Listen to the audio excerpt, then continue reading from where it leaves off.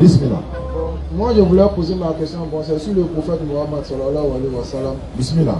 Bon, à ma connaissance, j'ai appris que le prophète avait plus de 4 femmes. Ouais. D'accord. Donc, aujourd'hui, moi, je voulais savoir pourquoi aujourd'hui, comment on appelle ça?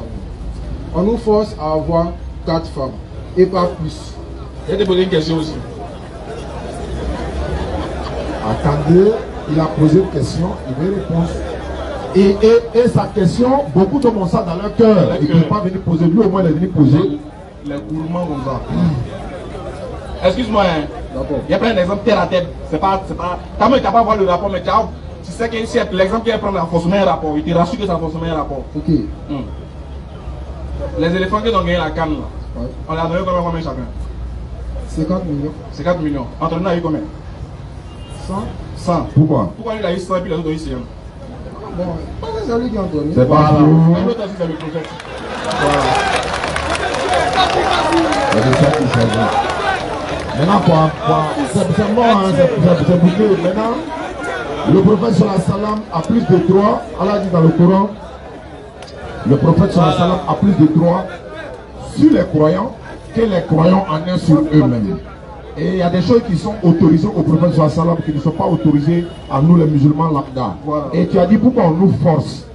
Et non forcer personne à marier 2, 3, 4 femmes. Allah a été clair dans le Coran.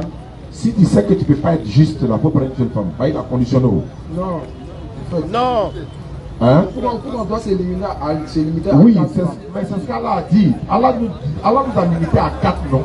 Oui, maintenant, est-ce que, attends, aujourd'hui il y a des gens qui ont une seule femme, non? Ça ne les suffit pas. Ça ne suffit pas, non? 2, ça va, 3, 4 ne suffit pas. Non, de toi à moi, est-ce que 4 ne suffit pas? Si j'ai le moyen, je parle au-delà. Non, je veux savoir. C'est pas un moyen. Je dis, l'objectif d'avoir 4 femmes là, c'est pourquoi? Parce qu'une femme, tu peux dire non, ma femme a accouché, elle doit faire au moins 6 mois, au minimum, peut-être voire 1 an, toi tu dois attendre sur banc de touche. Donc c'est comment on fait? Attends, toi tu es mort, tu es en forme. Donc Allah t'autorise, si tu peux respecter les principes pour prendre deuxième. Yo, tes 2 femmes sont enceintes en même temps. Attends, tu es là, tu es en John, tu fais comment? Allah dit tu peux prendre 3. Troisième là, elle est là non? Elle n'est pas enceinte, hein? Les 2 sont enceintes, hein? Tu ne veux pas? Il faut prendre 4 encore. Maintenant, il faut me dire qu'est-ce qui va t'amener dans 5 là? 4 là même, c'est déjà suffisant. Elle dit que... Non, faut nous dire toi le chiffre que tu as dit dans le moment. Bon,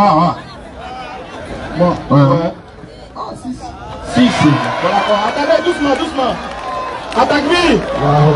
Toi, tu es 6, non? Moi, j'ai 24. Ah, tu veux que tu as dit, moi, oui, je l'ai 24 goûts. Donc, on fait comment? Donc, si tu prends 6, moi, je prends 24, lui prend 38, lui prend 60. On est dans quoi? On est dans quoi? C'est un désordre. Autant du prophète là, il n'y avait pas tout aussi qui voulait faire. Qui Non, par non, exemple? non. Je t'explique. Autant du prophète, allez, ça l'a pas. Regarde, Non, non, il a déjà répondu, j'ai déjà répondu à la question. Mais tu dis, en fait, c'est pas à toi de te fixer un nom, parce que c'est pas à toi, c'est pas toi qui établis le mariage. Qui établit le mariage? C'est Dieu. Et dans le Coran, là, Dieu permet, autorise qu'on peut prendre 4 femmes. Mais cela ne veut pas dire qu'il nous a ordonné de prendre. Non, hein. C'est que Dieu nous conditionne de faire, c'est de prendre une femme dans le même verset. Parce que Dieu dit, si tu crains d'être injuste envers celle-ci, épouse une. Alors que Dieu dit dans le Coran que l'homme est très injuste envers lui-même. De base, si tu sais très bien que tu es injuste, tu dois prendre combien de femmes? Selon le verset. 2. Une femme. On n'a pas compris. Tu n'as pas compris? Il a compris. Mais lisons le verset. Attends, on va lire le verset qui parle du mariage là. Vas-y. Alors, toi, prends 4 3 là-bas. Parle le verset. Voilà. 4 verset 3. Tu vas voir, hein. Tu vas comprendre. Hein. Tu poses de très bonnes questions. Hein.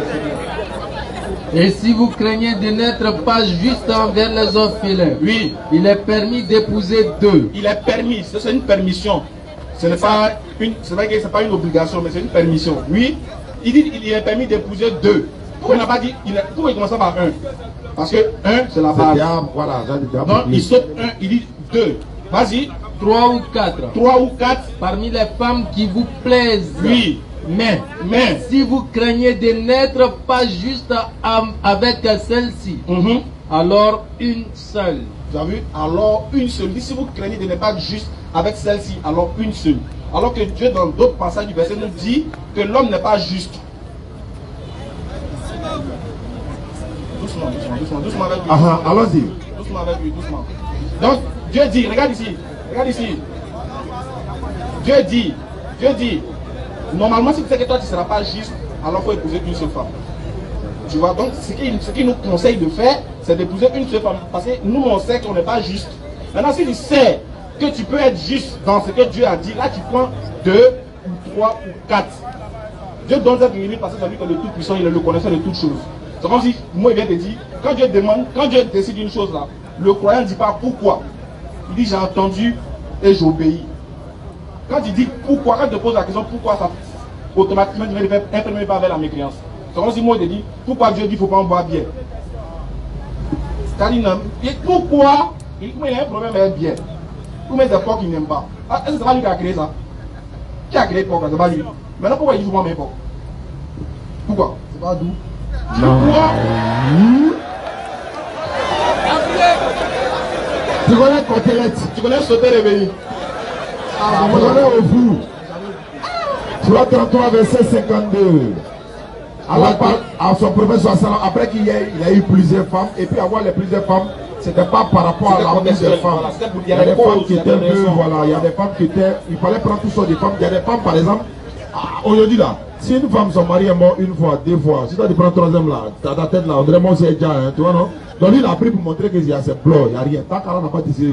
Oh non, c'est elle est trouche, elle est quoi, elle est noire, elle est ceci, cela, donc lui prend pour montrer. Et à la fin, elle lui dit quoi? Sur 33, 52. Il n'était plus permis désormais. Il n'était plus permis désormais de prendre d'autres femmes. Il ne faut plus prendre des femmes ni de changer d'épouse. Tu ne dois pas changer aussi d'épouse. Continue. Même si leur beauté te plaît. Même si leur beauté te plaît, c'est fini. La limite est arrivée. Dans le verset là, Dieu dit il t'est plus permis de changer d'épouse. Est-ce que pour les musulmans, nous, Dieu ne peut pas changer? On peut changer ou on ne peut pas changer? Ah, nous on peut changer. Mais lui on dit qu'il ne peut plus changer. Pourquoi tu ne viens pas dans sa même condition aussi? C'est parce que c'est le prophète sur la salle. Lui, ce que Dieu lui permet, il ne te permet pas. Mais ce que Dieu te permet aussi, souvent il ne lui permet pas.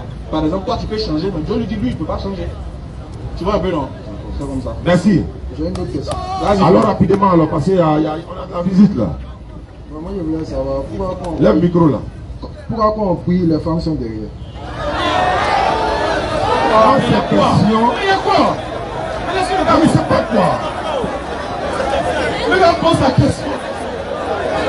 Il a moi le bassin là. Doucement. Je me suis arrêté ou bien? La question là. Question là. Barcelone, les zones nerveux. Depuis on est frappe là. C'est une question. Frère. C'est une très bonne question. Écoutez la réponse s'il vous plaît. Non, on va pas t'occuper, c'est une très bonne question. Allah a créé la femme et il a créé l'homme.